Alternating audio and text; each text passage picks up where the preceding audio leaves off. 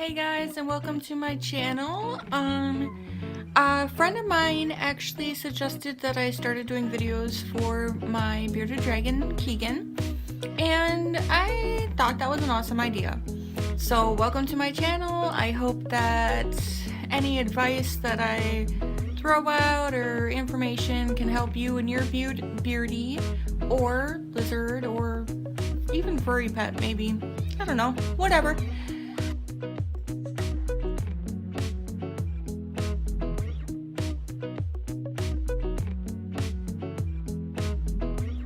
So this is going to be about Keegan, and this is her.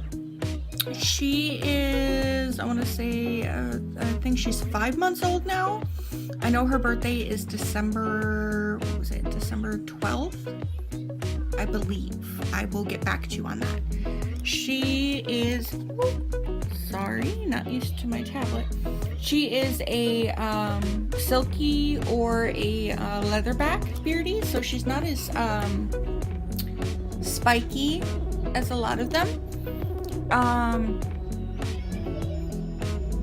When I first got her, I made a few mistakes. One, I wasn't feeding her well enough. And two, I didn't give her the proper UVB lighting. Now, I will get into a whole nother video about UVB and why it's important for beardies, but for now I'll just give you the rundown as to how her life's been so far with me. I got her as a Christmas present. I have always loved lizards. I've always wanted one, but you know, I did a whole bunch of research before I got her. I got an awesome tank. You know, I did as much research as I could, and even then it wasn't enough. Every website said something different, and it was just, I don't know, it just wasn't enough. It was touch and go to begin with. She was a very happy beardy.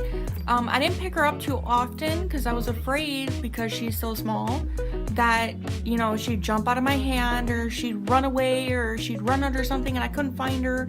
Or I have cats. I was afraid my cats would get her. Yeah, she's like, cats? Where are the cats? Don't like cats. No kitties. But, when she was perfectly fine when I got her.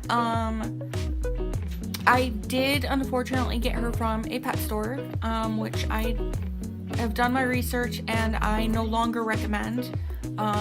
Breeders, maybe. I mean, you got to be very careful. People neglect these animals because, for many reasons, and not just, you know, the furry babies get neglected, as do the scaly ones. She thankfully was in good health, but I didn't do enough research on what she needed to be fed. Like, I knew she needed crickets, and everyone told me mealworms. Well, at least the pet stores. But everything I read online said no mealworms. Do superworms. Okay, so I tried that. She didn't like the superworms, and for one, they were way too big. Now, the crickets are a little hard to handle for me. They die on me like nothing. So I don't get them too often anymore. But I was not feeding her enough whatsoever. I was giving her baby crickets, and only 5 a day, as recommended from the pet store. I was afraid to overfeed her. Well, no. Yeah, she was not getting enough food whatsoever. That's like what you'd feed an adult, and even then they eat more than that. So yeah, she was very underweight, and not to mention, because I didn't have the UVB, she ended up with metabolic bone disease, which is basically a calcium deficiency. It basically stands for malnourishment. And that's exactly what was happening. The UVB helps them absorb the calcium, and if a reptile does not have calcium, they will not survive. So I noticed she got sluggish. She wouldn't move. And even though I didn't spend much time with her up until this point, I knew something was off. Like, I knew her behavior. I just didn't really bond with her at the time. And I just knew something was wrong. So I did a massive research, and I knew immediately it was metabolic bone disease. And I knew, and I messaged everyone I could. Everybody on YouTube who does these vlogs about their animals, I messaged. I'm like, what am I doing wrong? Is the cage wrong? Is the heat wrong? All that. The heating wasn't wrong. It was just the UVB. Everything else I was doing was good, except for the feeding. So I just did a massive research on what to do. And I was so scared of losing her that I might have went a little above and beyond. I syringe fed her calcium water. Like, I put a whole bunch of calcium in some water, and I syringe fed her. And I got her up and going. I dusted her crickets, and I gave her way more. Basically, I let her eat until she's full. I let her decide when she's full. Now, when she's older, I won't do that, because I know that they can be like dogs, where they'll just eat, and I do not want a fat Beardy on my hands. Yeah, I'm talking to you. I'm talking about you. So I got that situated, and she perked up rather quick, and we formed, I believe we formed a pretty nice bond.